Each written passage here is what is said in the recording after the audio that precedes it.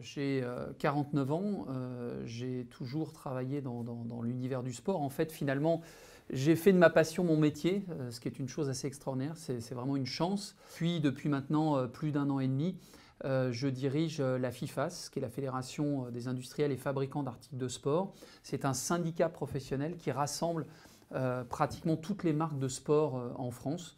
Il y a plus de 300 marques qui sont représentées au sein de ce syndicat. Et donc l'objectif, c'est de représenter les intérêts de toutes ces marques et puis d'une façon générale de promouvoir les activités physiques et sportives en France. Alors des conseils, j'en ai eu beaucoup, je ne les ai pas tous écoutés, ce qui n'est pas bien. Je pense qu'il faut vraiment savoir écouter les informations. Je crois qu'il y a quelque chose qui est très important dans ce métier et dans le sport d'une façon générale. J'ai envie un peu de faire le parallèle entre travailler dans l'univers du sport et se comporter comme un sportif, avoir un comportement qui corresponde un petit peu à ce que demande le fait de pratiquer le sport, à savoir être à l'écoute des conseils, une remise en question permanente. Et moi, en fait, peut-être pas le conseil, mais en tout cas l'enseignement que j'ai appris, que j'ai toujours suivi dans mon parcours professionnel, c'est qu'en fait, ce que j'obtenais, je l'avais acquis parce que je l'avais mérité.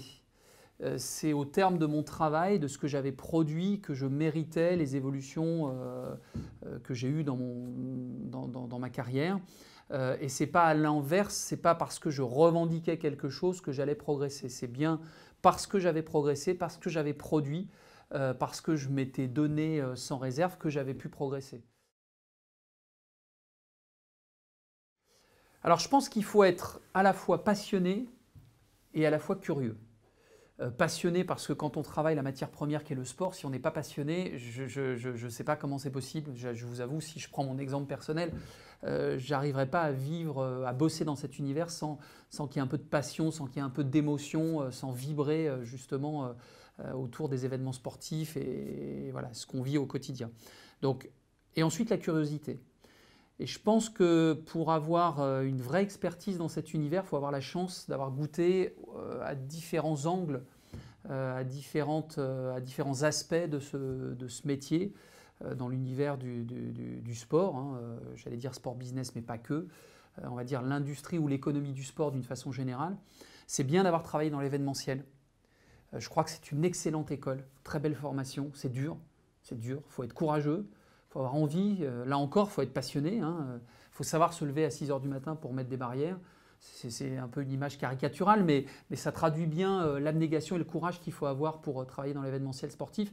Et ensuite, lorsqu'on a vécu ça, eh bien, ça permet de vivre aussi d'autres aspects, puisqu'on a vu, j'allais dire, les fondations, et donc de travailler sur la dimension marketing, sur le positionnement de l'offre, et puis voilà, également sur la médiatisation et sur la dimension industrielle.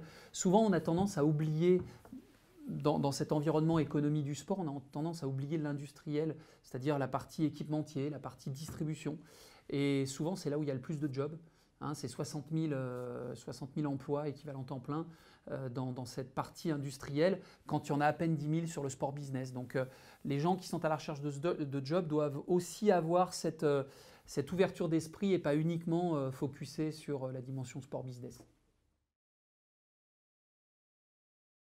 Les événements marquants, c'est souvent la partie événementielle qui me les a apportés. J'ai beaucoup apprécié toute la dimension réflexion, stratégique, étude. C'est très riche intellectuellement, mais ce qui m'a marqué le plus, c'est la dimension émotionnelle qu'apporte un événement, l'intensité émotionnelle d'un événement.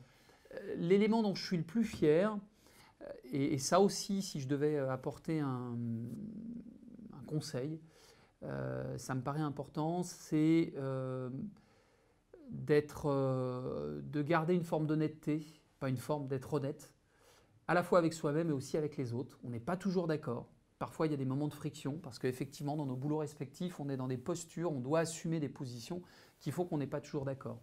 En revanche, la dimension de respect permet de durer dans la carrière. Et moi, ce dont je suis très fier, c'est d'être toujours en contact avec tous les mecs avec qui j'ai bossé et tous mes boss tous mes patrons depuis le début de ma carrière.